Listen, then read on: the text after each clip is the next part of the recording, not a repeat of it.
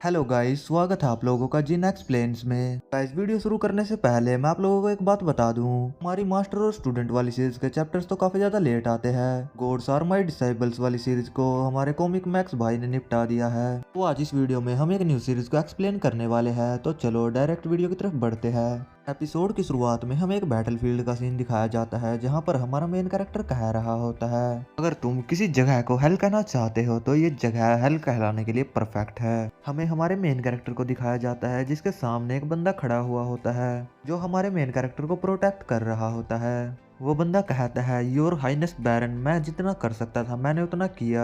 फिर वो बंदा कहता है, अगर आप इसका रीपे करना चाहते हैं तो अपनी स्वॉर्ड उठाइए और आप बिल्कुल भी मत रुकना। इतना कहने के बाद में वो बंदा भी वहीं पर मर जाता है, जिससे हमारे हीरो काफी ज्यादा गुस्सा आ रहा होता है और वो कहता है, नहीं किरी, तुम ऐसे नहीं मर सकते। ऐसा कहने के बाद में वो काफी जोर से चिल्लाता है। फिर हमें काइरिस नेशन के बारे में बताया जाता है, जो ह्यूमंस और ड्रैगन्स ने मिलकर बनाया है। हमारा हीरो बताता है, काइरिस ने हमसे वो खजाना मांगा जो हमारे मदरलैंड सैक्रेटिया के पास था। उस ट्रेजर का नाम बताया जाता है, उस ट्रेजर का नाम एक्सिस ऑफ टाइम होता है। ऐसा कहते हुए हमारा हीरो उन सोल्जर्स को मार रहा होता है और वो बताता है कि हमने उन लोगों के प्रपोजल को डायरेक्ट मना कर दिया था। वो ये सब बातें कर ही रहा होता है, तभी उसके ऊपर कहीं से हमला होता है और वो हमला उसके एक हाथ को काट देता है। बंदा बताता है, ये तो बस शुरुआत थी मेरे मदरलैंड सिक्रेटिया के अंत की। इस बंदे के बारे में बताया जाता है, ये बैरन सैक्रेटिया है और ये सैक्रेटिया का किंग है। वो बंदा बताता है, कैरिस की ग्लोरी के लिए वहाँ पर बस एक ही बंदा बचा है। हमारा हीरो कहता है, हमें पहले ही बहुत देर हो चुकी है और मैं महसूस कर सकता हूँ कि मेरा अंत भी करीब है। फिर उसे उस बंदे की बात याद आती है जिसने उससे कहा था कि बैरन रुकना मत। उसकी बात को याद कर हमारा हीरो कहता है, लेकिन मैं यहाँ पर नहीं रुक सकता। ये बातें हमें बता ही रहा होता है, तभी एक फायरबॉल उसकी तरफ ही बढ़ रहा होता है। हमारा हीरो उस फायरबॉल की तरफ देखकर कहता है, मैं हूँ ब्लेड ऑफ सैक्रेटिया। ऐसा कहने के बाद में वो उस फायरबॉल को वहीं पर रोक लेता है। वहाँ पर कुछ मैजिशियंस की एंट्री होती है। हमें इन मैजिशियंस के बारे में बताया जाता है, ये काइरिस किंगडम के मैजिशियंस का ग्रुप है जिन्हें वल्कन भी कहा जाता है। हमें बताया जाता है, जिसने ये सब शुरू किया है वो है काइरिस किंग प्लांच, जिसे क्रेजी किंग भी कहा जाता है। हमारा हीरो उसके बारे में याद करते हुए अपने मन में कह रहा होता है, उसने मेरे मदरलैंड को हेल बना दिया है। तभी उन मैजिशियंस में से हमारे हीरो से एक बंदा कहता है, तुमसे मिलकर अच्छा लगा। वो बताता है, मैं हूँ वेल्कन का कमांडर आर्कन। बंदा हमारे हीरो से उसका नाम पूछता है। हमारा हीरो बताता है कि मुझे बिल्कुल भी याद नहीं है। हमारा हीरो कहता है, मैं बस ब्लेड हूँ जो किंग को सर्व करता है। ऐसा कहते हुए वो उस मैजिशियन के ऊपर हमला कर रहा होता है। तभी वो मैजिशियन एक स्माइल देता है। वो मैजिशियन हमारे हीरो के ऊपर अपने आइस क्रिस्टल से हमला कर देता है और वो कहता है, मैं तुम्हें हमेशा याद रखूंगा, किंग ऑफ सैक्रेटिया। वो अटैक डायरेक्ट हमारे हीरो के ऊपर जाके हिट होता है, जिस वजह से हमारे हीरो की डेथ वहीं पर हो जाती है। हमारा हीरो बता रहा होता है, उस मोमेंट पे मैंने ये देखा कि मेरी पूरी जिंदगी, मेरा मदरलैंड जिससे मैं प्यार करता था, उस मोमेंट पर सब कुछ वहां से डिसअपेयर होने लग गया था। हमें थोड़ी देर बाद का सीन दिखाया जाता है, जहां पर कोई कह रहा होता है, प्रिंस जल्दी उठिए। एक बटलर और एक मेड को दिखाया जाता है जो अपने प्रिंस से कह रहे होते हैं, प्रिंस क्या आप मीठे सपने देख रहे हैं। वो बटलर कहता है, प्रिंस हमें जल्दी करना होगा, प्रिंस प्लांच वहां पर पहले ही जा चुके हैं। प्रिंस भी उठ जाता है और कहता है, क्या प्लांच। फिर वो अपने हाथों की तरफ देखने लगता है और कहता है, मेरा हाथ तो काट दिया गया था। उसकी बात सुनकर मेड भी आपस में बात कर रही होती है, क्या उसका हाथ काट दिया गया था। प्रिंस ने जरूर से कोई भयानक सपना देखा होगा। बटलर प्रिंस से कहता है, योर हाइनेस क्या आप ठीक है। वो प्रिंस अपने मन में कह रहा होता है, ये नाम उस आदमी का है जिससे मुझे नफरत है। प्रिंस अपने मन में बातें कर रहा होता है, ये सब क्या हो रहा है, मेरा हाथ वापस से अपीयर हो गया है और ये सर्वेंट्स जिन्हें मैं नहीं जानता, आखिरकार यहाँ पर क्या चल रहा है। और ये मेमोरीज भी मेरी नहीं है, मेमोरीज से मेरा दिमाग भर रहा है। तभी वो प्रिंस अपने बटलर से कहता है, यान मैं कौन हूँ। वो बटलर बताता है, आप कैलियन रायन काइरिस है, आप काइरिस के थर्ड प्रिंस है। हमें हमारे हीरो को दिखाया जाता है जो अपने मन में सोच रहा होता है, अगर ये सपना है तो ये बहुत ही घटिया है। तभी वो कहता है, काइरिस में लोग। बटलर कहता है, योर हाइनेस क्या हुआ। तभी हमारा हीरो से पूछता है, आखिरकार आज डेट क्या है। वो बताता है, आज 22 अप्रैल है। बटलर बताता है, ये साल 522 है, आखिरकार क्या गलत हुआ है प्रिंस। तभी हमारा हीरो अपने मन में कहता है, नहीं ये नहीं हो सकता, ये तो एक दशक पहले की बात है, ये तो आखिरी युद्ध से पहले की बात है जो एक्सिस ऑफ टाइम के लिए शुरू हुआ था।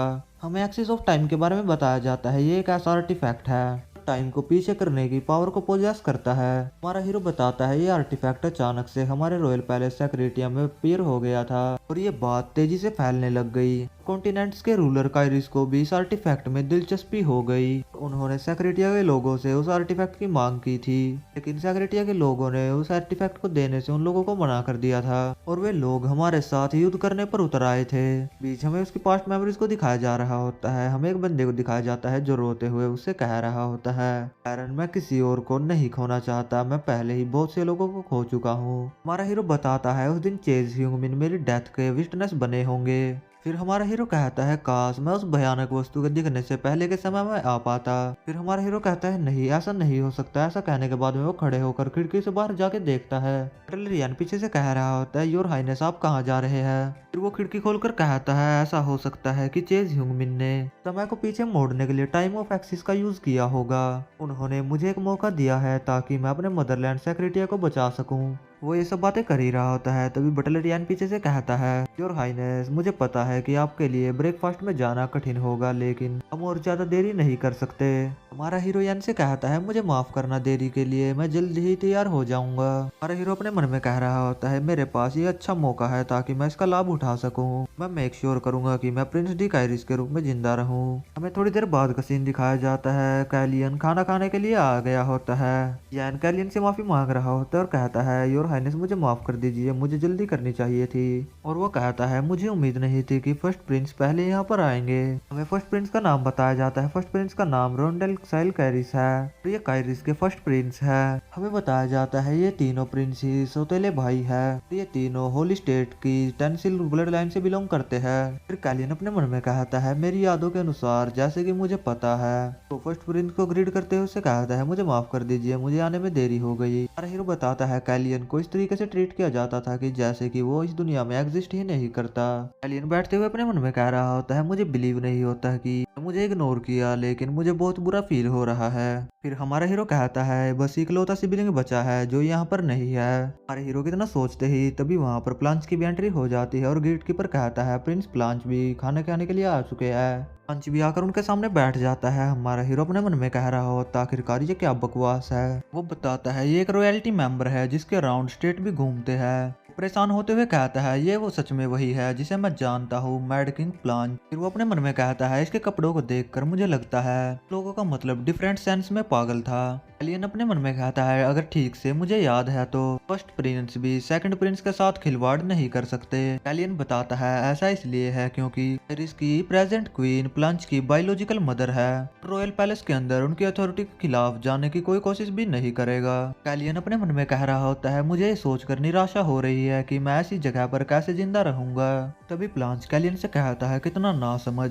वो कहता है तुम्हारे अंदर तो डिसेंसी की एक भी बूंद नहीं है और तुम अपनी मदर की देखभाल करोगे। उसकी बात सुनकर कैलियन को भी गुस्सा आ रहा होता है। अपने आप को शांत करते हुए अपने मन में कहता है नहीं मुझे शांत रहना होगा, ऐसे मौके को बर्बाद नहीं कर सकता जो मुझे चेज ह्यूंगमिन ने दिया है। कैलियन अपने मन में कह रहा होता है लेकिन मेरा गुस्सा शांत नहीं हो रहा है। इस बंदे कैरिस प्लांच ने मेरे होम टाउन सेक्रेटिया को बर्बाद कर दिया था। मेरा मन तो ऐसा कर रहा है कि मैं इसका गला अभी की अभी यहीं पर काट दूं। ऐसा कहते हुए वो काफी गुस्से से प्लांच की तरफ देख रहा होता है। प्लांच को भी काफी ज्यादा गुस्सा आ गया होता है और वो कप उठाकर जमीन पर पटक देता है और वो कैलियन से कहता है आखिरकार तुम्हारी हिम्मत कैसे हो गई मुझे इस तरीके से घूरने की। अभी फर्स्ट प्रिंस भी बीच में बोलता है और कहता है बस बहुत हुआ, अब शांत हो जाओ। प्लांच भी कैलियन की तरफ गुस्से से देखकर थोड़ी देर बाद वहां से चला जाता है। जाते हुए कहता है मुझे भूख नहीं है क्योंकि इसकी ब्लड जैसी आंखों को देखकर घृणा आती है और मेरा खाने का मन नहीं कर रहा अब। ऐसा कहने के बाद में वो वहां से चला जाता है। तभी फर्स्ट प्रिंस कैलियन से कहता है कैलियन अपने बिहेवियर पर थोड़ा ध्यान दो। उसकी बात सुनकर कैलियन अपने मन में कहता है क्या ये कह रहा है कि इस सिचुएशन में सारी गलती मेरी है, बास्टर्ड की कुछ भी गलती नहीं है जो भी यहाँ से उठकर चला गया। तभी यान कैलियन से बोलता है योर हाइनेस क्या आप ठीक है, आपको कहीं चोट तो नहीं लगी। यान कैलियन को जूते को साफ करते हुए कह रहा होता है ऐसा कोई दिन नहीं जाता जिस दिन कोई भी घटना नहीं घटती, हाइनेस मुझे माफ कर दीजिए। उसकी बात सुनकर कैलियन अपने मन में कह रहा होता है खैर मेरे पास कम से कम एक वफादार बटलर है जो मेरा ख्याल अपनी बॉडी की तरह रखता है। ये देखने के बाद भी कि हर दिन मेरे साथ कैसा व्यवहार किया जाता है। कैलियन यान के कंधे पर हाथ रखते हुए उससे कहता है यान मेरा ध्यान रखने के लिए तुम्हारा शुक्रिया। कैलियन की ऐसी हरकतों को देखकर यान अपने मन में कहता है नॉर्मली देखा जाए तो प्रिंस कैलियन ऐसी घटना होने के बाद में साइलेंटली रोने लग जाते हैं, लेकिन आज वो हंस रहे हैं। आखिरकार उनके साथ में क्या हुआ है। फिर हमें एक लेडी के बारे में बताया जाता है जिसके बाल रात की तरह काले और आंखें खून की तरह लाल थी। थर्ड प्रिंस कैलियन के बाहर के गुण बिल्कुल उनसे ही मिलते हैं, लेकिन प्रिंस कैलियन के पास उनके जैसी पावर्स नहीं थी। कैलियन हमेशा अपनी आंखों को छुपाने की कोशिश किया करता था। वो ऐसा इसलिए करता था क्योंकि प्लांच को उसकी आंखों से नफरत थी। उसकी पास्ट मेमोरीज को दिखाया जा रहा होता है, जो इसमें प्लांच उससे कह रहा होता है तुम्हारी आंखें खून की तरह लाल है, मुझे तुम्हारी आंखों से नफरत है। फिर सीन वापस से प्रेजेंट में आ जाता है जहाँ पर कैलियन कह रहा होता है ये थोड़ा डिस्कस्टिंग लगता है क्योंकि मैं किसी और की मेमोरीज में झांक रहा हूँ। वो कहता है इस बॉडी का प्रीवियस ओनर अपनी आंखों को छिपाने की कोशिश करता था क्योंकि वो प्रिंस प्लांट से डरता था। बंदा तो सच में एक इडियट था। अभी कैलियन के पास में यान आ जाता है और उससे पूछता है हाइनेस क्या कुछ हुआ है, क्या आप मुझसे कुछ कहना चाहते हैं या कुछ करवाना चाहते हैं। कैलियन उससे कहता है नहीं, हमें वापस चलना चाहिए। यान कैलियन से पूछता है योर हाइनेस आप कुछ अजीब सा व्यवहार कर रहे हैं, आपने कल रात में कोई नाइट्स के बारे में कुछ नोवेल पढ़ी थी। कैलियन उससे कहता है नहीं, मैंने ऐसा कुछ भी नहीं किया। हमें बताया जाता है थर्ड प्रिंस की मदर एक किसान थी। थर्ड प्रिंस कई चीजों से डरता था, ना ही उसका साथ देने वाला कोई था। यहाँ तक कि थर्ड प्रिंस अपनी रक्षा खुद भी नहीं कर सकता था। हमारा हीरो बताता है अब तक कैलियन की ये करंट सिचुएशन थी। थोड़ी देर बाद का सीन दिखाया जाता है। एन कैलियन से कहता है योर हाइनेस एज सेरेमनी के बारे में क्या। कैलियन उससे पूछता है अरे हाँ, मैं तो उसके बारे में भूल ही गया। आखिरकार अब तुम मुझे बताओ कि मैं कितने साल का होने वाला हूँ। एन उसे बताता है कि आप 4 महीने बाद 15 साल के हो जाएंगे। उनकी बात सुनकर कैलियन को अपनी पास्ट लाइफ की बातें याद आती है। कैलियन हमें बताता है मेरी पास्ट लाइफ के अंदर कैलियन 15 साल का होने वाला था, असैसिनेट करके मार दिया गया था। अंता को बताया गया था कि कैलियन ने प्लांच की मोम को पॉइजन देने की कोशिश की और वो उसमें फेल हो गया। इस वजह से कैलियन ने किंग की पनिशमेंट के डर से खुद को फांसी पे लटका लिया था। सीन वापस से प्रेजेंट में आ जाता है। कैलियन अपने मन में कह रहा होता है मुझे लगता है कि जल्द ही मुझे कोई मारने के लिए आने वाला है। फिर हमें थोड़ी देर बाद का सीन दिखाया जाता है जहाँ पर यान चिल्ला रहा होता है और कह रहा होता है और हाइनेस धीरे चलिए वरना आप गिर जाएंगे। एलियन अपने मन में सोच रहा होता है आखिरकार मेरी ओरिजिनल बॉडी बैरन उसके साथ क्या हुआ है, मुझे अपनी बॉडी के बारे में भी पता लगाना होगा। यान को एक सीजर लाने के लिए कहता है। यान भी उसके लिए एक सीजर लेकर आ जाता है। एलियन उस सीजर को उठाकर काफी ज्यादा खुश हो रहा होता है। उससे पूछता है योर हाइनेस आखिरकार आप इस सीजर के साथ में क्या करना चाहते हैं। कैलियन उससे कहता है यान अब चीजों को बदलने का समय आ गया है। ऐसा कहने के बाद में वो अपने कुछ बालों को काट देता है। देखकर यान काफी ज्यादा परेशान हो गया होता है और वो कह रहा होता है योर हाइनेस आखिरकार आप ये क्या कर रहे हैं। प्लांच को इस वजह से आपसे और भी ज्यादा नफरत हो जाएगी। वो यान से कहता है मैं हमेशा के लिए बेवकूफ बनकर नहीं रह सकता। क्या हुआ अगर उससे इस चीज से नफरत है तो मुझे इससे क्या फर्क पड़ता है। वो यान से कहता है तुम्हें इस बारे में चिंता करने की जरूरत नहीं है, मैं इन चीजों को खुद ही संभाल लूंगा। मैं थोड़ी देर बाद का सीन दिखाया जाता है। प्लांच को दिखाया जाता है जो चलते हुए आ रहा होता है और वो कहता है क्या तुम्हारा दिमाग खराब हो गया है। हमें कैलियन को दिखाया जाता है जो बैठा हुआ होता है। कैन काफी ज्यादा परेशान हो रहा होता है। कैन अपने मन के अंदर रोते हुए कह रहा होता है आपने मुझसे कहा था कि आप चीजों का ध्यान रखेंगे, क्या उससे आपका मतलब ये था। प्लांच कैलियन से आकर कहता है हे ब्लडी आई। कैलियन उससे कहता है ब्रदर प्लांच मेरा नाम कैलियन है। प्लांच हंसते हुए कैलियन से कहता है हाँ मुझे तुम्हें तुम्हारे नाम से ही बुलाना चाहिए। फिर वो अचानक से एक नाइफ को उठाकर उसकी तरफ फेंकते हुए कहता है मुझे क्या लगता है कि मैं तुझे तेरे नाम से पुकारूंगा। में दिखाया जाता है वो नाइफ सीधा कैलियन की बजाय यान की तरफ बढ़ रहा होता है। यान भी उस नाइफ को देख लेता है। फिर हमें ब्लड दिखाया जाता है। पता चलता है कि कैलियन ने उस नाइफ को रोक लिया है। यान कैलियन के लिए काफी ज्यादा परेशान हो रहा होता है और वो कह रहा होता है और हाइनेस हमें हीलर को बुलाना चाहिए, आपको तो काफी सीरियस इंजरी हो गई है। प्लांच सामने से बोलता है सॉरी मुझे माफ करना है, ये तो बस मेरे हाथ से स्लिप हो गया था।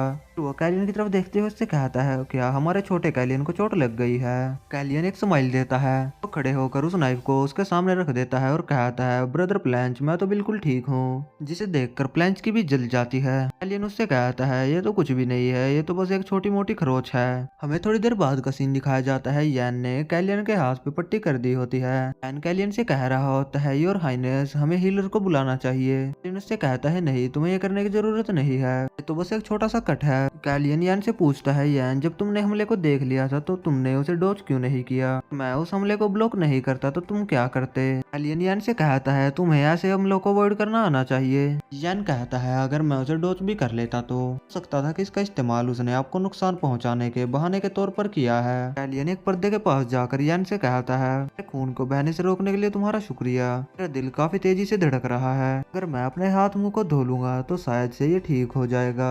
तब तक तुम किसी को भी अंदर मत आने देना। यान कहता है, योर हाइनेस, मैं आपकी मदद करता हूँ। कैलियन यान से कहता है, मैं इसे अकेले ही कर लूंगा, और हाँ, मेरे जाने के बाद में किसी हीलर को बुलाने के बारे में सोचना भी मत। यान भी काफी ज्यादा परेशान हो गया होता है। यान खड़े होकर रो रहा होता है और वो कह रहा होता है, आखिरकार मैं हीलर को क्यों नहीं बुला सकता। कैलियन हमें बताता है, मैं प्लेंस के हमले को अपने ओरा से रोकने के बारे में सोच रहा था, लेकिन उससे पहले मुझे मेरे हार्ट के अंदर पेन महसूस होने लग गया था।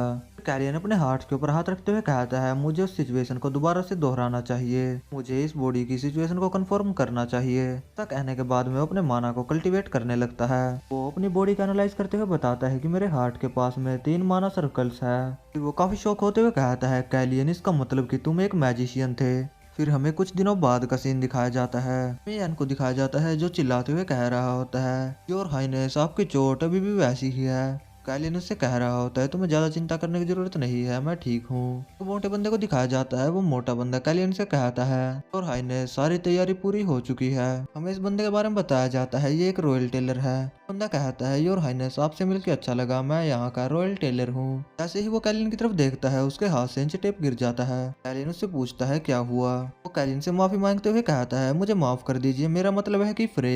हाइनेस, मुझे सच में माफ कर दीजिए। कैलियन उसकी तरफ देखते हुए अपने मन में कहता है, अपने बालों को काटने के बाद में मैं ऐसे रिएक्शंस को देखकर थक गया हूँ। कैलियन हमें बताता है, कैलियन जो लंबे समय तक बीमार रहा करता था, वो अपनी मदर के जैसा दिखता था और उसने अपनी मदर को कभी भी नहीं देखा।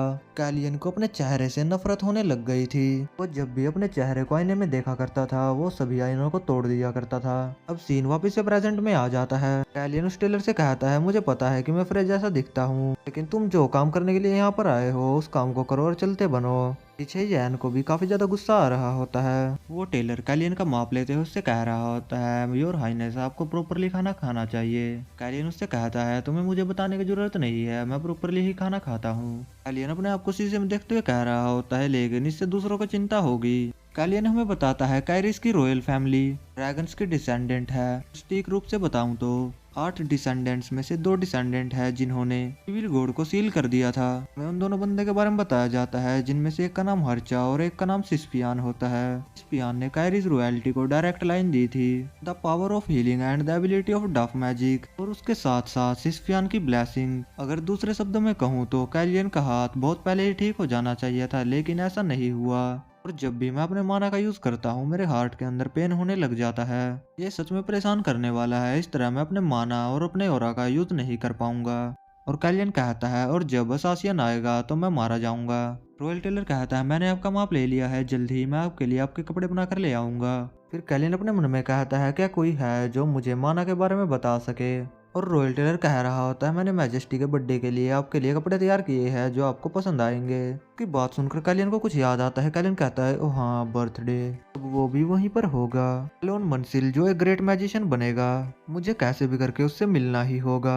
तो हमें उस मैजिशियन के बारे में बताते हुए कहता है, वो उन 3 या 4 लोगों में से है जो 7 सर्कल के मैजिशियन है, और बहुत से लोग उसे अपना आइडल मानते हैं। वो बताता है, मेरी पास्ट लाइफ में एलोन मंसिल को यहाँ पर आमंत्रित किया गया था और कैरिस का दौरा करने के लिए कहा गया था, लेकिन किसी वजह से उसे गेट के बाहर ही रोक लिया गया था, जिस वजह से वो वापस लौटकर पड़ोसी नेशन सिक्रेटिया चला गया, और एलोन मंसिल कंपटीशन में पार्टिसिपेट भी नहीं कर पाया। और वहां से जाने के 10 साल बाद वो एक 8 सर्कल का मैजिशियन बन गया, जो सभी कॉन्टिनेंट्स के अंदर ये करने वाला इकलौता मैजिशियन था। उसने अपनी एबिलिटीज को साबित कर दिया था।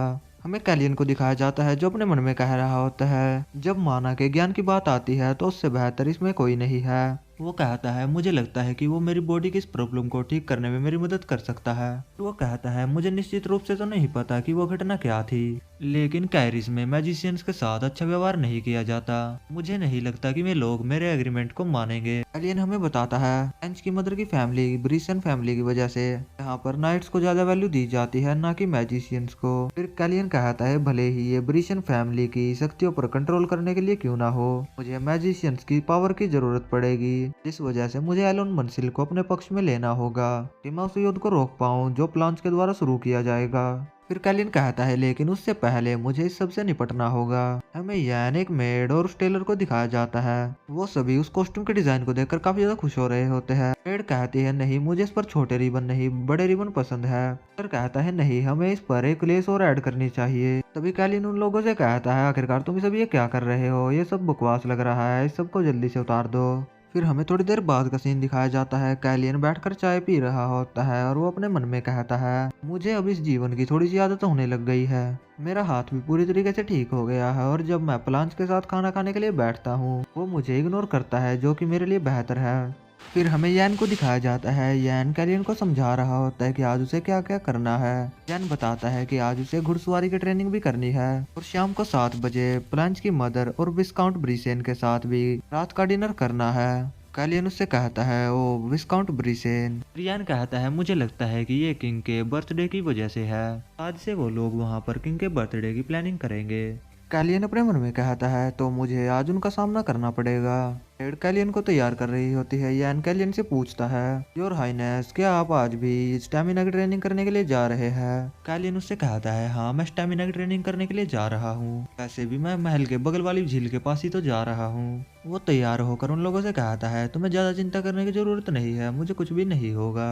हमें थोड़ी देर बाद का सीन दिखाया जाता है। कैलियन ने दौड़ लगा ली होती है और कैलियन काफी ज्यादा थक गया होता है। पेड़ का सहारा लेकर खड़ा होता है और हाफते हुए अपने मन में कह रहा होता है मुझे लगता है कि आज मैं यहाँ पर मरने वाला हूँ। तो पीछे हमें एक लड़की को दिखाया जाता है जो भागते हुए उसके पीछे ही आ रही होती है। आकर कहती है योर हाइनेस, क्या आप ठीक है? हमें इस मेड के बारे में बताया जाता है, इसका नाम मार्लियन फ्लैट है, ये कैलियन की मेड है और ये एक्सटर्नल डिफेंस कमांडर की सेकंड डॉटर है। वो कैलियन से कहती है योर हाइनेस, पहले दिन आपने 4.5 चक्कर लगाए, उसके बाद आपने 4 और उसके बाद 3.5 और आज आपने 3 ही चक्कर लगाए हैं। कैलियन अपने मन में कहता है ये सही कह रही है, हालांकि मैं स्टेमिना की ट्रेनिंग कर रहा हूँ लेकिन मेरा स्टेमिना और भी गिरता जा रहा है। वो कैलियन से कहती है ये एक बहुत कठिन सिचुएशन है, हमें हीलर को बुलाने के बारे में सोचना चाहिए। कैलियन उससे कहता है नहीं, मैं ठीक हूँ। कैलियन अपने मन में कहता है अगर मैं हीलर को बुलाऊंगा तो मेरे माना सर्कल्स तुरंत ही एक्सपोज हो जाएंगे और यहाँ तक कि यान भी इस बात से अनजान है कि मैं एक मैजिशियन हूँ। अगर मैंने इस मामले में लापरवाही बरती तो मेरी जान भी खतरे में पड़ सकती है। कैलियन फ्लैक्स मारते हुए उससे कहता है मेरा स्टेमिना खत्म हो गया है तो इस मामले में एक हीलर क्या ही कर सकता है। और वो लड़की कह रही होती है लेकिन फिर भी। कैलियन उससे कहता है मैंने कहा ना कि मैं ठीक हूँ, जैसे जैसे समय बीतता जाएगा मैं बेहतर होता जाऊंगा। उन लोगों को कहीं से ट्रेनिंग की आवाजें आने लगती है। हमें कुछ नाइट्स को दिखाया जाता है जो ट्रेनिंग कर रहे होते हैं। एक कमांडर उनको ऑर्डर देते हुए कह रहा होता है ब्लेड से दूर मत देखो, अगर तुम अब तक रियल फाइट में होते तो तुम कब के मारे जाते। कैलियन और वो मेड दोनों ही ट्रेनिंग को देखने के लिए आ गए होते हैं, जिसे देखकर कैलियन अपने मन में कहता है ये मुझे पुराने दिनों की याद दिलाता है। वो मेड कैलियन को बताती है योर हाइनेस, ये पेबल के नाइट्स का ट्रेनिंग का मैदान है।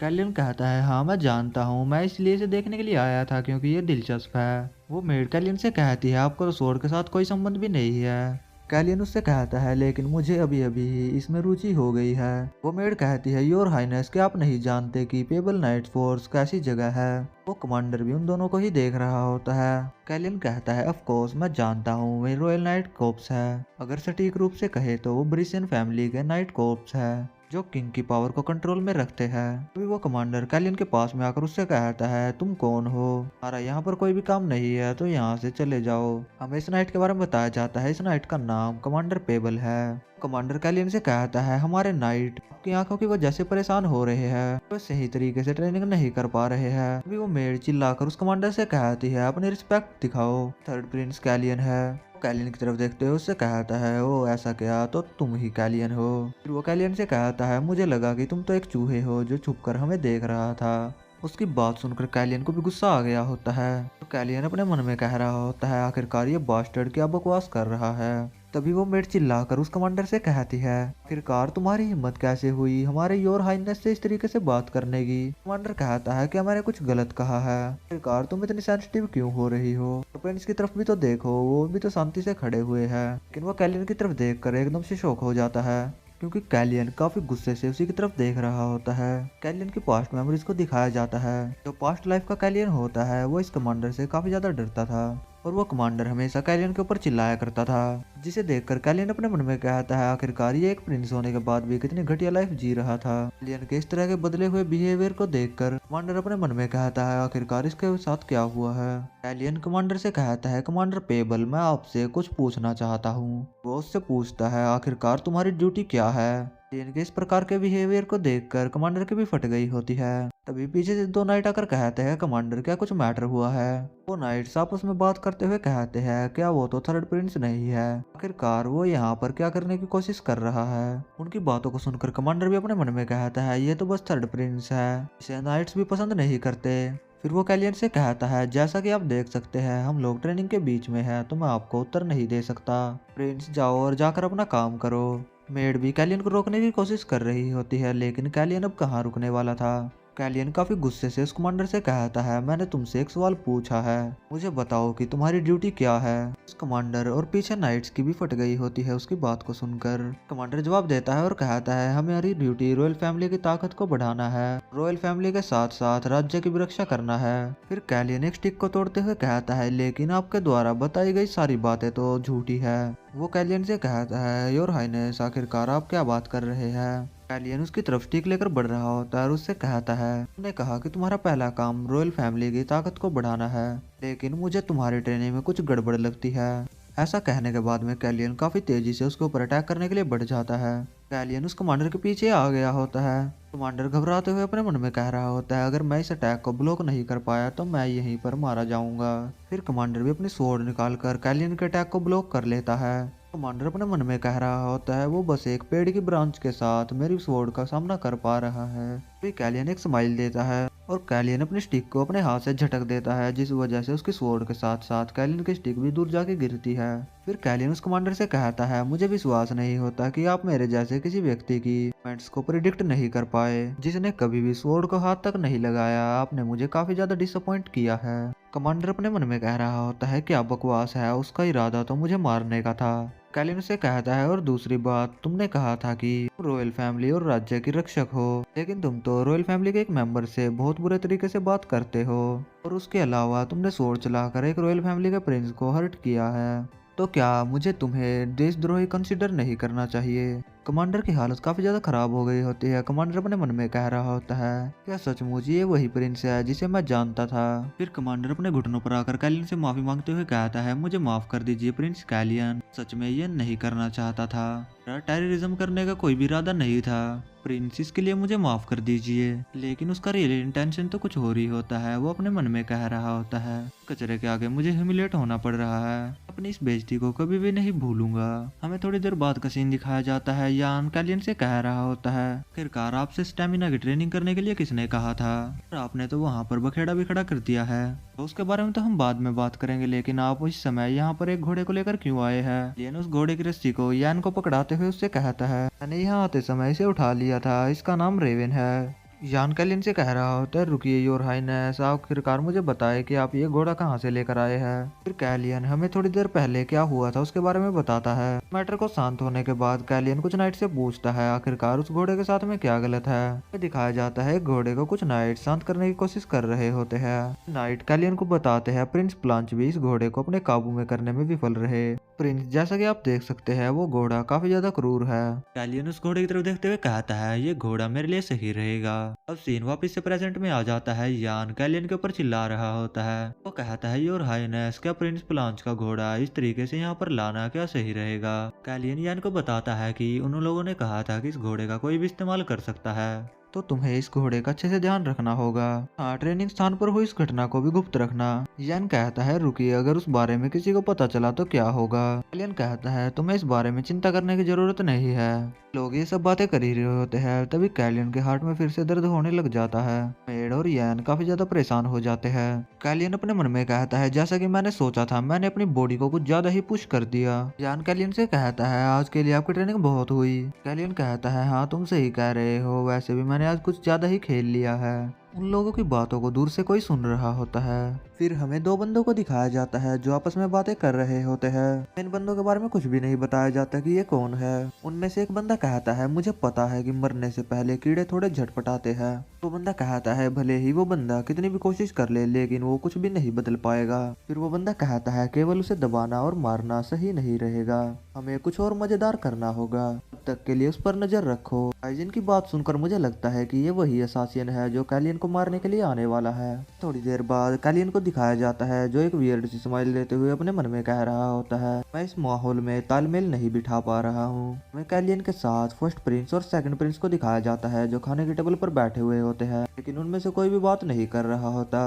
कैलियन प्लांच की तरफ देखते हुए अपने मन में सोच रहा होता है आखिरकार आज ये कमीना इतना शांत क्यों है। फिर वो कहता है कि क्वीन और विस्काउंट का देरी से आना मेरी गलती है। कैलियन कहता है प्रिंस प्लांच अभी भी अपने इमोशंस पे कंट्रोल नहीं कर सकते, ये तो सचमुच एक बच्चे की तरह है। तभी वहाँ पर क्वीन की भी एंट्री हो जाती है। क्वीन की एंट्री को देखकर कैलियन एक वियर्ड सी स्माइल देता है और वो अपने मन में कहता है तो फाइनली वो यहाँ पर आ ही गई। इस किंगडम की पीछे की पावर। हमें इस क्वीन के बारे में बताया जाता है इसका नाम सेलेसी ब्रिसेन है। ये कैरिस किंगडम की सेकंड क्वीन है और इस समय ये कैरिस किंगडम की करंट क्वीन है। कैलियन हमें बताता है फर्स्ट क्वीन की किसी बीमारी के कारण मौत हो गई थी, उसके बाद सेकंड क्वीन ही थी जो उस पद तक पहुंच पाई और उन्होंने अपनी फैमिली ब्रिसेन की पावर उधार ली, रॉयल नाइट कोर्प्स को अपने अंडर ले लिया और इसके अलावा बहुत से नोबल्स ने भी ब्रिसेन फैमिली का समर्थन किया। इसी वजह से हर दिन सेलेसी की पावर बढ़ती गई। थर्ड प्रिंस कैलियन जिसके पास उस समय कोई भी शक्ति नहीं थी, इस वजह से रानी ने उसे डोमिनेट कर दिया था। यहाँ तक कि कमांडर जैसे लोगों के लिए भी थर्ड प्रिंस हंसने का पात्र था। तभी क्वीन के साथ में जो बंदा आया था वो क्वीन से कहता है क्वीन चलो कमांडर पेबल के बारे में बात करते हैं। इन बैठते हुए उस बंदे से कहती है फ्यूचर में इस तरह की छोटी मोटी चीजों के लिए मुझे रिपोर्ट मत करना। बंदा कहता है ठीक है मैं समझ गया। वो एक अजीब सी लुक देते हुए कहती है क्या मुझे सच में ऐसी छोटी छोटी चीजों पर ध्यान देना चाहिए। वो कैलियन की तरफ देखते हुए उससे कहती है हाल ही में कैलियन तुम बहुत बड़े हो गए हो। कैलियन भी एक इविल सी स्माइल देता है और अपने मन में कहता है मुझे ये रिएक्शन पसंद आया।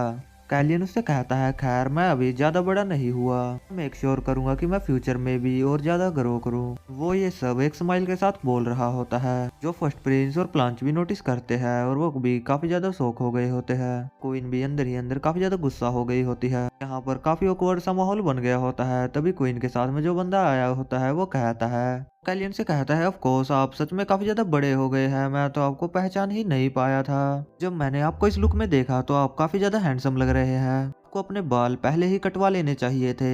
हमें इस बंदे के बारे में बताया जाता है इसका नाम विस्काउंट रियोनिन ब्रिसेन है और ये मार्किस ब्रिसेन के सेकंड सन है। गाइस जैसा मुझे लगता है ये शायद से क्वीन का भाई होगा। फिर वो बंदा कहता है मैं निश्चित रूप से ग्रो करने में आपकी मदद करूंगा। क्वीन काफी गुस्से से उसकी तरफ देखते हुए उससे कहती है ब्रदर आखिरकार अभी आपने क्या कहा। बंदा भी काफी ज्यादा नर्वस हो गया होता है और वो बात को पलटते हुए कहता है मुझे काफी ज्यादा भूख लगी है तो हमें जल्दी खाना शुरू करना चाहिए। इसे देखकर कैलियन अपने मन में कह रहा होता है में ब्रिसेन एम्प्रियम का मालिक कितना ज्यादा मंदबुद्धि है, इसकी बातें बिल्कुल वैसी ही है जैसा कि मैंने रूमर्स में सुना था। हमें क्वीन को दिखाया जाता है क्वीन प्लांच की तरफ देख रही होती है और उससे कहती है प्लांच आखिरकार तुम कुछ बातें क्यों नहीं कर रहे हो। वो भी सलूक देते हुए प्लांच से कहती है मैंने सुना है कि आपका हॉर्स आपका पीछा नहीं करता, अगर तुमने मुझे समय से पहले बताया होता तो ये अच्छा होता। प्लांच अपनी मदर से कहता है आपको तो इसके बारे में पहले से ही पता था। प्लांच की मदर प्लांच से कहती है आपने मुझे ये नहीं बताया कि इसने आपकी सोच को पूरी तरीके से छेड़ दिया है। प्लांच को काफी ज्यादा गुस्सा आ गया होता है और वो कहता है वो पहले से ही एक बेकार हॉर्स था। ऐसा कहने के बाद में वो कहता है चलो मैं अभी यहाँ से चलता हूँ। हमें उसकी मदर को दिखाया जाता है जो काफी गुस्से से उसकी तरफ ही देख रही होती है। सीन शिफ्ट होता है, हमें 3 हफ्ते बाद का सीन दिखाया जाता है। यहाँ पर किंग का बर्थडे को सेलिब्रेट किया जा रहा होता है। हमें एक मेंशन के अंदर का सीन दिखाया जाता है। हमें रॉयल टेलर को दिखाया जाता है जो कि काफी ज्यादा नर्वस होता है और वो कैलियन के सामने ही बैठा होता है। वो कैलियन से कह रहा होता है योर हाइनेस कि आप खाना सही से नहीं खा रहे हैं। फिर वो कैलियन की तरफ देखकर काफी ज्यादा शॉक हो जाता है। हमें दिखाया जाता है कैलियन की नाक से ब्लड निकलने लगता है। तभी यैन कैलियन की तरफ काफी चिल्लाते हुए आता है और कहता है योर हाइनेस। कैलियन को पकड़ लेता है और एक मेड से कहता है जल्दी से कुछ कपड़ा लेकर आओ। कैलियन आगे से कह रहा होता है तुम्हें कुछ करने की जरूरत नहीं है, मैं ठीक हूँ। वो यैन से कहता है ऐसा इसलिए है क्योंकि मैं कुछ समय से ठीक से नहीं सोया हूँ। यैन कहता है क्या आप कह रहे हैं कि ये कोई बड़ी प्रॉब्लम नहीं है। हमें रॉयल टेलर को दिखाया जाता है जो रोते हुए कैलियन से कह रहा होता है कि आपकी हेल्थ की काफी ज्यादा चिंता है क्योंकि आपने बहुत ही ज्यादा वजन कम कर लिया है। 3 हफ्ते पहले आप सच में इतने ज्यादा दुबले पतले नहीं थे। कैलियन हंसते हुए उनसे कहता है क्या मैंने सच में इतना ज्यादा वेट लॉस कर लिया है। कैलियन उन लोगों से कहता है मैं पिछले 3 हफ्ते से कुछ ज्यादा ही ट्रेनिंग कर रहा था। हमें बताया जाता है कि पिछले 3 हफ्तों में क्या क्या हुआ। कैलियन बताता है मैंने कड़ी मेहनत की लेकिन मेरा स्टेमिना और भी खराब होता चला गया और जब भी मैं अपने माना का यूज करता हूँ तो मेरे हार्ट में अभी भी पेन होता है। मेरे हार्ट के अंदर कुछ ना कुछ प्रॉब्लम तो जरूर होगी। अब सीन वापिस से प्रेजेंट में आ जाता है। रॉयल टेलर काफी जोश में कैलियन से कहता है योर हाइनेस आपको अपना चेकअप करा लेना चाहिए, अपनी बॉडी पर इतना ज्यादा प्रेशर नहीं डालना चाहिए। कैलियन उससे कहता है ये तो बस छोटी सी नॉइज ब्लीडिंग थी, इसके लिए मुझे चेकअप कराने की क्या जरूरत है। कैलियन अपने मन में कह रहा होता है आखिरकार मुझे इतने सारे लोगों के सामने अपनी नाक क्यों कटवानी पड़ी। रॉयल टेलर रोते हुए कैलियन से कह रहा होता है ये सिर्फ नॉइज ब्लीडिंग नहीं है और कैलियन उससे कह रहा होता है नहीं मैं ठीक हूँ। कैलियन अपने मन के अंदर कह रहा होता है मुझे लगता है आज मैं इतनी आसानी से नहीं बच पाऊंगा। तभी यैन कहता है मैं जानता था ऐसा इसलिए हुआ क्योंकि कल आप अपनी नाक को पकड़कर खींच रहे थे। फिर यैन कहता है इसलिए इस बारे में सबको बताना आपके लिए मुश्किल रहा होगा। उसकी बात सुनकर कैलियन के साथ साथ सभी लोग काफी ज्यादा शॉक हो गए होते हैं और पीछे मेट्स बात कर रही होती है क्या थर्ड प्रिंस अपनी नाक को खींचने की भी हॉबी रखते हैं। तभी यैन कहता है प्रिंस आप अच्छे से खाना भी खा रहे हैं और ट्रेनिंग भी कर रहे हैं, ये नॉइज ब्लीडिंग तो बस आपके शौक की वजह से हुई है, तो आपको इस बारे में ज्यादा चिंता करने की जरूरत नहीं है। तभी रॉयल टेलर भी कहता है अगर ये यैन आप ऐसा कह रहे हैं तो ये सच ही होगा क्योंकि आप थर्ड प्रिंस को काफी अच्छे से जानते हैं। अपनी तारीफ सुनकर यैन काफी ज्यादा खुश हो गया होता है और कैलियन के सामने फ्लैक्स मार रहा होता है और कैलियन उसकी बात सुनकर अभी भी सदमे में होता है। फिर यैन कैलियन को एक आंख मारता है और कैलियन उसकी तरफ देखकर अपने मन में कह रहा होता है आखिरकार ये कमीना कैसी हरकतें कर रहा है। हमें थोड़ी देर बाद का सीन दिखाया जाता है। यैन कैलियन के सामने बैठा होता है और कैलियन से कह रहा होता है क्या आप सच में ठीक है, मुझे आपकी हालत अच्छी नहीं लग रही। और कैलियन अपने मन में कह रहा होता है मेरे शरीर की हालत काफी ज्यादा खराब होती जा रही है, मुझे लगता है अगर ऐसे ही चलता रहा तो मैं जल्दी बेहोश होना भी शुरू हो जाऊंगा। मुझे लगता है ठीक होने के बाद मैं अपने माना का यूज कर पाऊंगा। और कैलियन कहता है मुझे लगता है ये माना को यूज करने का कोई साइड इफेक्ट है। और कैलियन यानी की तरफ देखकर अपने मन में कहता है और इसने मेरी इमेज को खराब करने का काफी अजीब ही तरीका निकाला।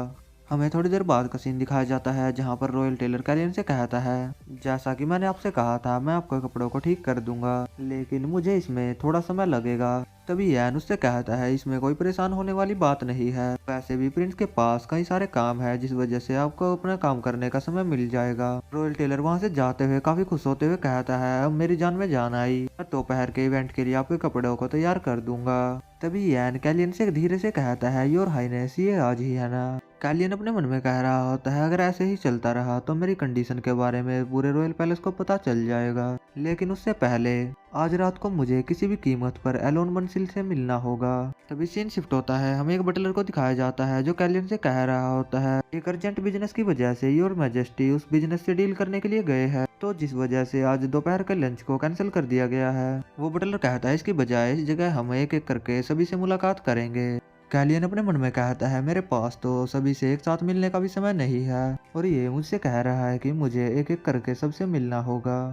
कैलियन अपने मन में कह रहा होता है मैंने तो ऐसी मीटिंग को एक्सपेक्ट भी नहीं किया था और मैं इस मीटिंग के लिए काफी ज्यादा नर्वस हूँ। वो बटलर कैलियन और यैन को एक जगह पर लेकर आ गया होता है और वो बंदा कैलियन से कहता है योर हाइनेस आपका वेट कर रहे हैं और कैलियन भी अंदर चला जाता है जहाँ पर हमें एक बंदे को दिखाया जाता है। हमें इस बंदे के बारे में बताया जाता है इसका नाम रोमेन ली है और ये कायरस किंगडम का किंग है। कैलियन उनको जाके ग्रीड करता है। पहले तो किंग कैलियन की बातों का कोई भी जवाब नहीं देता और उसे इग्नोर कर रहा होता है, जो देखकर कैलियन अपने मन में कह रहा होता है ये बंदा मुझे इग्नोर कर रहा है। भले ही मैं तीनों प्रिंस में अभी कमजोर हूँ लेकिन इसका व्यवहार काफी ज्यादा रूड है।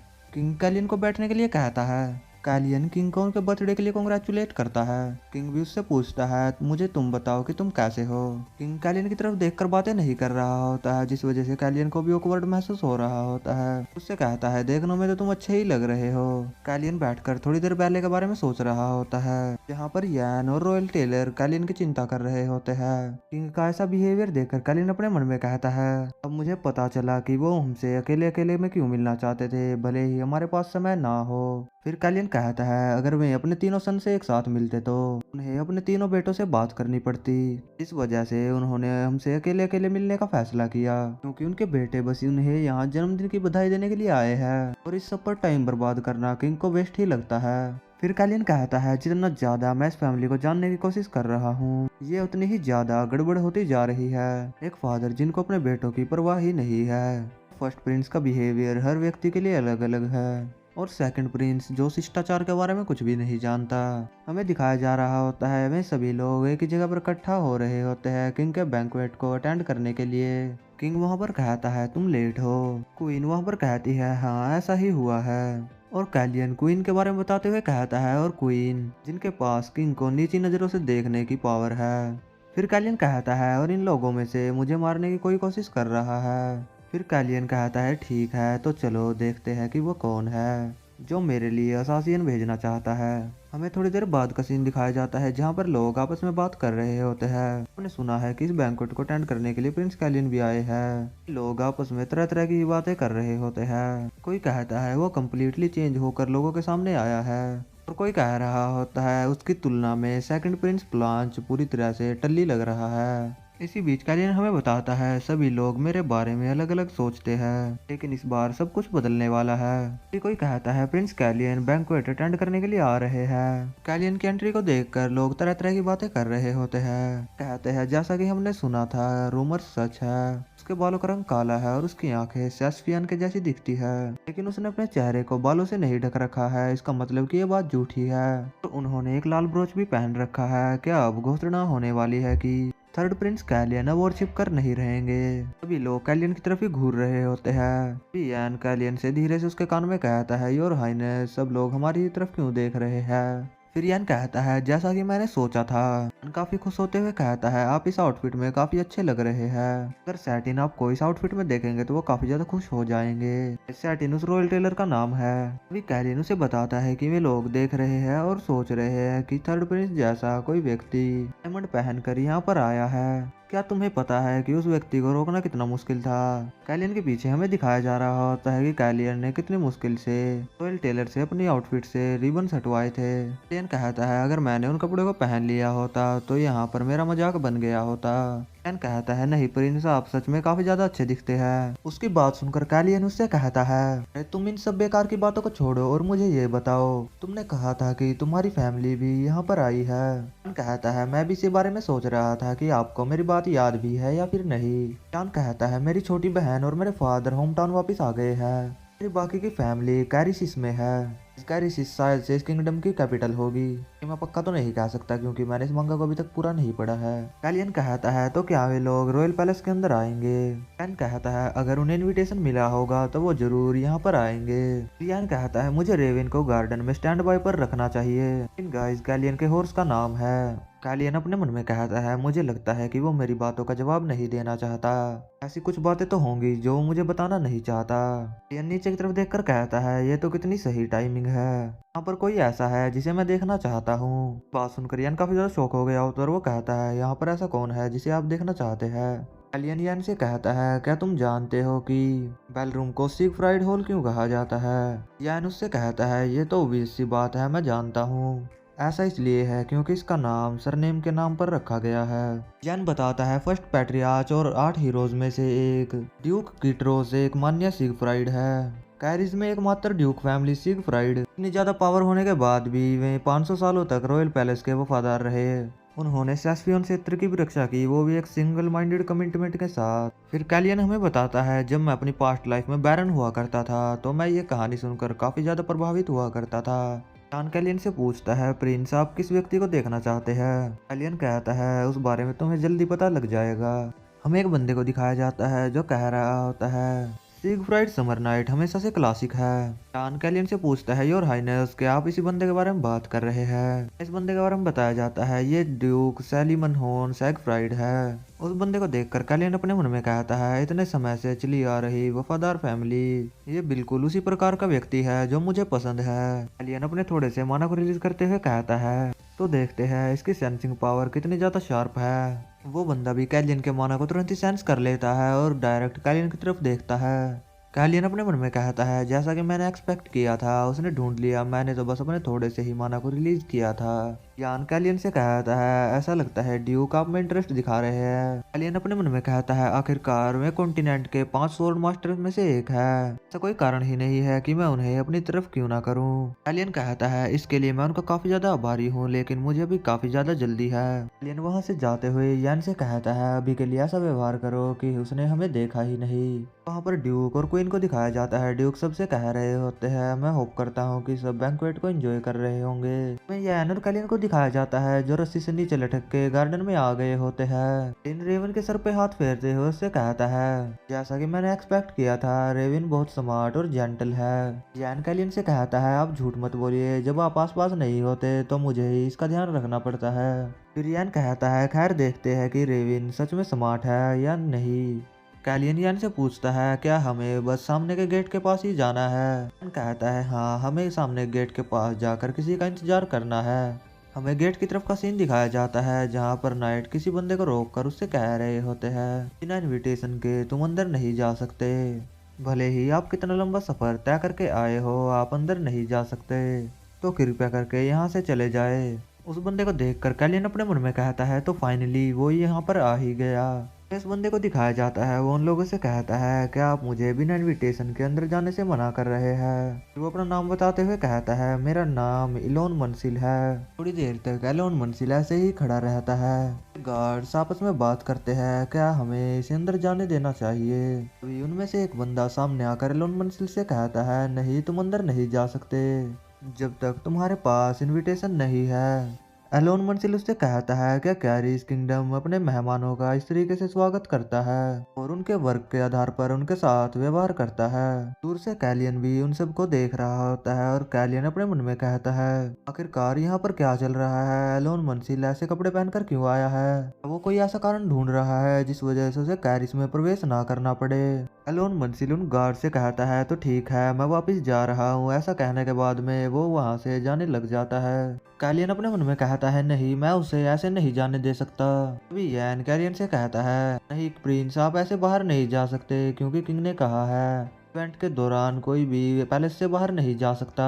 कैलियन अपने मन में कहता है, नहीं, मैं इस मौके को नहीं खो सकता। ऐसा कहने के बाद में कैलियन काफी तेजी से वहां से जाने लगता है और जाते हुए यान से कहता है, यान, इन सैनिकों को रोकने की जिम्मेदारी मैं तुम्हारे ऊपर छोड़ता हूँ। कैलियन के बाहर जाने की वजह से गार्ड्स में अफरा-तफरी मच जाती है और वो कहते हैं, जल्दी से हॉर्स को प्रिपेयर करो, हमें प्रिंस को वापस लेकर आना होगा। यान काफी ज्यादा परेशान हो गया होता है और वो अपने मन में कह रहा होता है, अब मैं क्या करूँ, मैं क्या करूँ? अभी उसे कैलियन की बात याद आती है। उसने कहा था कि यान, इन गार्ड्स को रोकने के लिए कुछ भी करना जो तुम कर सकते हो। यान अपने मन में कहता है, मुझे प्रिंस की रक्षा करनी होगी, चाहे मुझे कुछ भी करना पड़े। तभी यान चिल्लाकर कहता है, सभी के सभी वहीं पर रुक जाओ। यान कहता है, ड्यूक सिगफ्राड ने प्रिंस को बाहर जाने की अनुमति दी है। में से एक गार्डियन से पूछता है, आप कौन है जो इतनी आसानी से ड्यूक का नाम इस्तेमाल कर रहे हैं? तभी यान अपने बालों खोलते हुए कहता है, मेरा नाम सिरो यान सिगफ्राड है। हमें यान की काफी ज्यादा कूल लुक दिखाई जाती है। यान कहता है, मैं ड्यूक का सबसे बड़ा बेटा हूँ। हमें थोड़ी देर बाद का सीन दिखाया जाता है। यान के ऊपर कोई हंस रहा होता है। यान काफी ज्यादा एम्बैरेसिंग महसूस कर रहा होता है। वो उस बंदे से कहता है, आखिरकार इसमें हंसने वाली क्या बात है? हमें पता चलता है और कोई नहीं बल्कि ड्यूक ही यान के ऊपर हंस रहे होते हैं।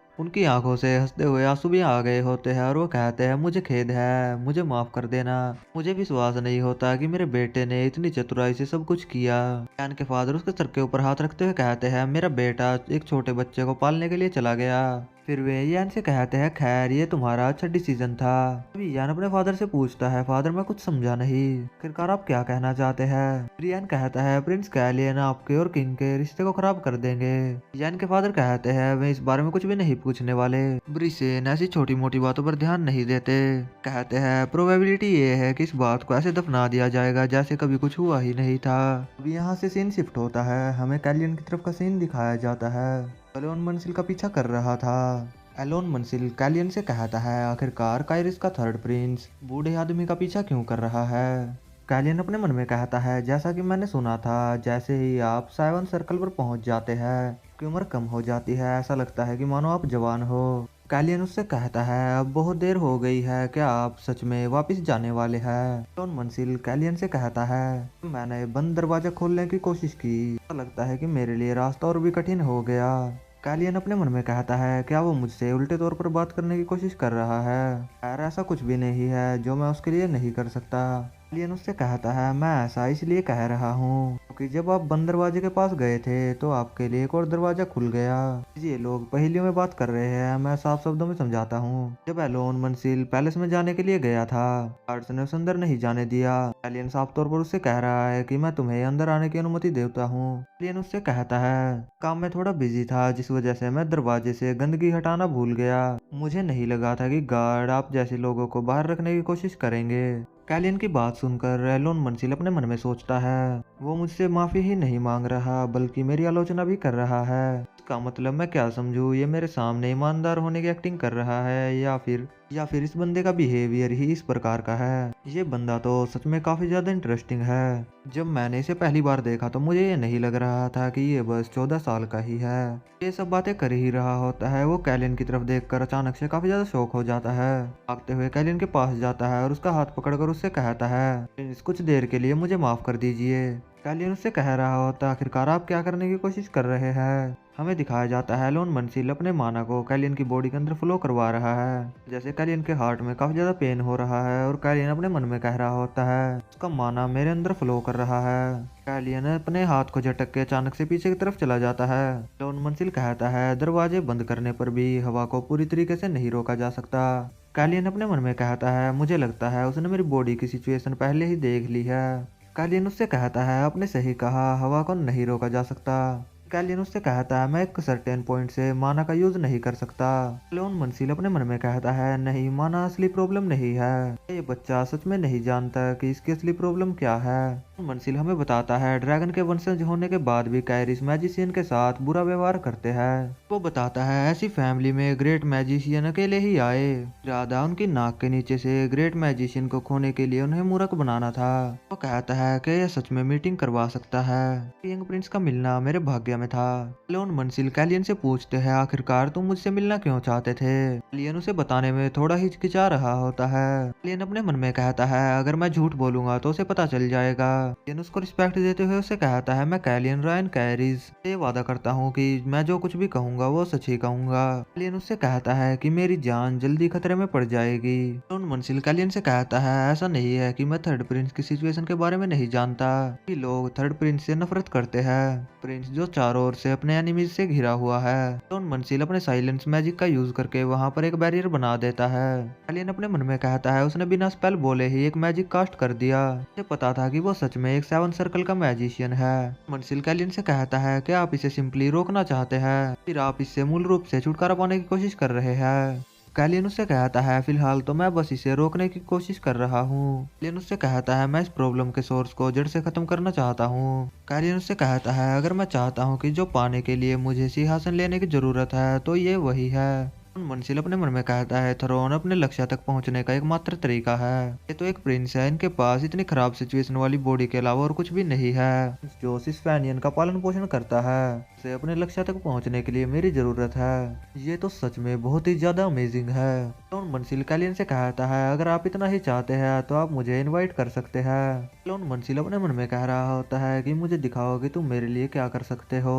कैलियन उसके सामने घुटने टेकते हुए से कहता है, मैं कैलियन रायन कैरिस अपने मास्टर को ग्रीट करता हूँ। एलोन मंसिल काफी खुश होते हुए कैलियन से कहता है, एलोन मंसिल योर हाइनेस आपका इनविटेशन स्वीकार करता हूँ, से आपको सेव करना मेरी जिम्मेदारी होगी। शिफ्ट होता है, हमें यैन की तरफ का सीन दिखाया जाता है। अपने फादर से कह रहा होता है, रॉयल पैलेस के लोग नहीं जानते कि मैं कौन हूँ। उनके फादर यैन से कहते हैं, मैंने इस बात को संभाल लिया है, तुम्हें इस बारे में चिंता करने की जरूरत नहीं है। फिर यैन कहता है, अगर उन लोगों ने मुझे पहचान लिया तो मैं योर हाइनेस के पास और ज्यादा नहीं रुक सकता।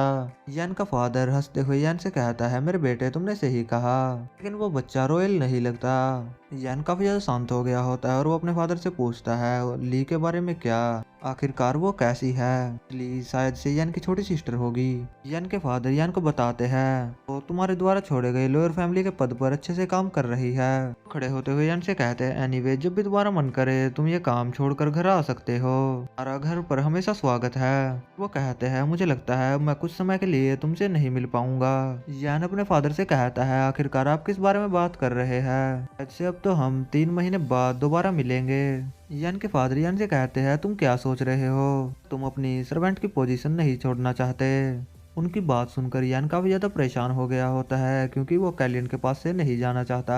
यैन के फादर यैन से कहते हैं, अब तुम्हें अपनी सर्वेंट की पोजीशन को छोड़ने के बारे में सोचना चाहिए, कि वो जल्द ही 15 साल का होने वाला है। यैन के फादर एक सीरियस सा लुक देते हुए यैन से कहते हैं, बच्चे क्या तुम्हें पता है हमारी सिगफ्राड फैमिली का सरनेम क्या है। कहता है, हमारी फैमिली का सरनेम तो वो बस इतना कहता ही है। तभी यन के फादर उससे कहते हैं, तुम ठीक कह रहे हो। हंसते हुए यन से कहते हैं, द एलिफेंट ऑफ कैरिस। फिर वो कहते हैं, क्योंकि लंबे समय से हमने सिंहासन को लेने की कोशिश नहीं की, लेकिन हम पावरफुल है और हमें एनिमल्स के किंग भी कहते हैं। दूसरे एनिमल्स हमें तो छूने के बारे में सोच भी नहीं सकते। यान अपने फादर से कहता है, फादर आप अचानक से ये कैसी बातें कर रहे हैं। तभी यान के फादर उसे पकड़ते हुए उससे कहते हैं, मेरे कहने का मतलब है कि तुमने मेरे नाम का यूज किया है और मेरा नाम काफी ज्यादा स्ट्रॉन्ग है। यान के फादर यान से कहते हैं, तुम वो सब कुछ कर सकते हो जो तुम चाहते हो। की बात सुनकर यान की भी आंखों से आंसू आ जाते हैं और वो काफी ज्यादा खुश हो जाता है। फिर वो उससे कहते हैं, वैसे भी बास्टर्ड कहीं के, मुझे तुम्हारे बारे में चिंता होती रहती है। और यान चिल्ला रहा होता है, फादर मुझे छोड़ दीजिए, मुझे काफी ज्यादा दर्द हो रहा है, अगर आपने मुझे जल्दी नहीं छोड़ा तो मैं यहीं पर मर जाऊंगा। ऐसा करते करते उन्हें थोड़ी देर बीत जाती है। थोड़ी देर बाद यान कहता है, एनीवे ड्यूक सिगफ्राड। और यान के फादर उससे कहते हैं, अब तुम मुझे इस नाम से बुलाना बंद भी करो। यान उनसे कहता है, तो ठीक है, हम अगली बार मिलेंगे। यान के जाने के बाद यान के फादर अपने मन में कहते हैं, ये बच्चा सच में काफी ज्यादा जिद्दी है, लेकिन ये फिर भी एक सिगफ्राड है। वो कैलियन के बारे में याद करते हुए कहते हैं, ऐसे भी वो बच्चा आखिरकार कब बड़ा होगा। सच में मुझे भी आश्चर्य है कि आखिरकार वो उस बच्चे के बारे में क्या सोचता है। सीन शिफ्ट होता है, हमें अगले दिन का सीन दिखाया जाता है। हमें दिखाया जाता है रॉयल पैलेस के बाहर एक कैरेज आकर रुकती है। इसे देखकर लोग आपस में बातें कर रहे होते हैं, आखिरकार क्या ये सच में वही है जो मैं देख रहा हूँ। के ऊपर 7 रेड फ्लावर्स और एक चांदी की छड़ी है। लेडी कहती है, मैंने सुना है कि रे बैरन के साथ उसका कॉन्ट्रैक्ट खत्म हो गया है। इस साइड में जो बंदा खड़ा होता है वो कहता है, आखिरकार वो कैरिस में कैसे घूम रहा है, क्या ये सही डिसीजन है, क्योंकि मैंने ऐसा डिसीजन कभी भी एक्सपेक्ट नहीं किया था। वो लेडी कहती है, मुझे लगता है ये सब उस रूमर्स की वजह से ही है। तभी वो बंदा कहता है, वहाँ एलोन मंसिल का एक बेटा पोई था। हमें पता चलता है इस कैरेज के अंदर से और कोई नहीं बल्कि एलोन मंसिल ही उतरते हैं। एलोन मंसिल अपने मन में कहते हैं, मेरे डिसाइबल ने अच्छा काम किया है। कल रात की तरफ का सीन दिखाया जाता है, जहाँ पर कैलियन ने अपने मास्टर से कहा था, मास्टर आपको कल सुबह 9:30 बजे वहाँ पर आ जाना है और आपको गेट खुला हुआ मिलेगा, जिस वजह से आप आसानी से वहाँ पर आ जाएंगे। और लोग आपस में बातें कर रहे होते हैं कि योर हाइनेस क्रिश्चियन फैमिली के साथ कम्पिटिटिंग की कोशिश कर रहे हैं, लेकिन ये उनके लिए आसान नहीं होगा। और एलोन मंसिल अपने मन में कह रहा होता है, वो बस समय का इंतजार कर रहा था कि कब मुझे नोबल्स के सामने दिखाए और पूरा गेम ही पलट दे। तभी हमें कुछ बटलर्स को दिखाया जाता है, उनमें से एक बटलर कहता है, मैं आपके अचानक यहाँ आने से सरप्राइज हूँ एलोन मंसिल, लेकिन योर हाइनेस अंदर आपका इंतजार कर रहे हैं। हमें कैलियन के फादर को दिखाया जाता है, जो कह रहे होते हैं, तुम्हें कैरिस में रहने के लिए एक जगह चाहिए। एलोन मंसिल कहते हैं, आपने सही कहा, मुझे कैरिस में रहने के लिए एक जगह चाहिए। कैलियन के फादर अपने मन में सोच रहे होते हैं, सेलेसी से कम्पीट करने के लिए मुझे एलोन मंसिल जैसे किसी मैजिशियंस की पावर की जरूरत थी, लेकिन मैंने ये नहीं सोचा था कि वो खुद ही मेरे पास चलकर यहाँ पर आएगा। क्या ये हमारे खिलाफ कोई योजना बना रहा है। तभी एलोन मंसिल कहते हैं, सही कहूँ तो कल रात मैंने एक लाल आंखों वाली काले रंग की बिल्ली को देखा था। एलोन मंसिल की ऐसी बात सुनकर उसके फादर भी काफी ज्यादा शौक हो गए होते हैं। एलोन मंसिल कैलियन के बारे में ही बातें कर रहे होते हैं। वो कैलियन के फादर से कहते हैं, वो काफी ज्यादा इंटेलिजेंट थी, इसलिए मैंने सोचा कि उसे कुछ सिखा दिया जाए, लेकिन मेरे पास रहने के लिए कोई भी जगह नहीं है। कैलियन के फादर उससे पूछते हैं, आखिरकार आप उसे क्या सिखाना चाहते हैं। एलोन मंसिल उससे कहता है, ऑफ कोर्स मैं उसे मैजिक सिखाना चाहता हूँ। फिर वो कहता है, इतना ही नहीं, मैं एक ऐसा वातावरण बनाने की योजना बना रहा हूँ जो उस काली बिल्ली को काफी ज्यादा पसंद आएगी। अगर मुझे ऐसा करना है तो मुझे घर के मालिक की थोड़ी मदद करनी होगी और घर से कचरा साफ करना होगा। कैलियन के फादर कहते हैं, क्या आप इसे संभाल पाएंगे। एलोन मंसिल कहते हैं, मैंने थर्ड प्रिंस को अपना डिसाइबल बनाने के बारे में सोच लिया है। अगर मैंने उसे अपना डिसाइबल बना लिया तो मुझे ब्रिसेन नहीं रोक सकती। फिर वो कहता है, अगर ये बोरिंग नहीं होता तो मैं आपकी बजाय महारानी की तरफ जाने का निर्णय लेता, लेकिन मैं उनकी तरफ नहीं जा रहा हूँ और ये सब कुछ मैंने थर्ड प्रिंस के सच्चे इन्विटेशन की वजह से करने का सोचा। कैलियन के फादर कहते हैं, तो ठीक है, मैं तुम्हारे रहने की जगह उपलब्ध कराऊंगा। वैसे भी ये घर पहले से ही बहुत अस्त व्यस्त है और ये इससे भी ज्यादा बदतर हो सकता है। फिर वो एलन मंसिल से कहते हैं, लेकिन किसी वजह से मैं क्यूरियस हूँ। आपने जिस बच्चे को अपना डिसाइबल बनाने के बारे में सोचा है, वो बच्चा तो कुछ ज्यादा स्पेशल भी नहीं है। एलोन मंसिल कैलियन के फादर से पूछते हैं, स्पेशल नहीं है से आपका क्या मतलब है। और एलोन मंसिल अपने मन में कह रहे होते हैं, यहाँ तक कि उसकी बॉडी की सिचुएशन भी काफी ज्यादा स्पेशल है। कैलियन के फादर कहते हैं, मैंने सुना है कि वो बच्चा तो काफी ज्यादा डरता है, यहाँ तक कि वो तो हॉर्स से भी डरता है, और आप कह रहे हैं कि उसने आपका हॉर्स के साथ पीछा किया था। अगर ऐसा कुछ हुआ होता तो मैंने इसके बारे में जरूर से सुना होता। एलोन मंसिल अपने मन में सोच रहा होता है, वो बस वही बातें कर रहे हैं जो उन्होंने कैलियन के बारे में सुनी है। कैलियन के फादर एलोन मंसिल से कहते हैं, तो क्या आपको उसके बारे में कुछ पता है। एलोन मंसिल कहता है, किसी भी संयोग से क्या आप जानते हैं योर हाइनेस प्रिंस कितने ज्यादा टैलेंटेड है। और एलोन मंसिल अपने मन में कह रहा होता है, जैसा कि मैंने सोचा था, इसे कुछ भी नहीं पता। फिर वो खड़े होते हुए कैलियन के फादर से कहते हैं, मुझे पता है कि बस आपका बिजी रहना बस एक बहाना है। कैलियन के फादर एलोन मंसिल से कहते हैं, सर मंसिल, आपको कैलियन की ज्यादा चिंता नहीं करनी है और उसे स्ट्रिक्टली सिखाना है। मेरे लिए ये जानना काफी मुश्किल है, लेकिन मैं प्रिंस को काफी ज्यादा महत्व देता हूँ और स्पेशली कैलियन मेरे लिए काफी ज्यादा प्रीशियस है। एलोन मंसिल चुटकी बजाते हुए उनसे कहता है, मैं आपको सजेस्ट करूंगा कि आप डिस्कस यहीं पर बंद कर दे। उसकी चुटकी बजाने की वजह से वहां पर एक बैरियर बनने लगता है और एलोन मंसिल उनसे कहता है कि बेकार की बातें करना बंद भी करिए। और कैलियन के फादर उससे कहते हैं, आखिरकार तुम यहाँ पर क्या कर रहे हो, तुम रॉयल पैलेस के अंदर मैजिक का यूज कैसे कर सकते हो। तभी एलोन मंसिल उनसे कहता है, आपके होठ सूख रहे हैं और आपकी सांसें भी फूल रही है, और आखिरकार आपकी बॉडी का रंग नीला क्यों पड़ रहा है। इसी के साथ वीडियो को भी यहीं पर एंड कर लेते हैं, मिलते हैं नेक्स्ट पार्ट में बहुत जल्द।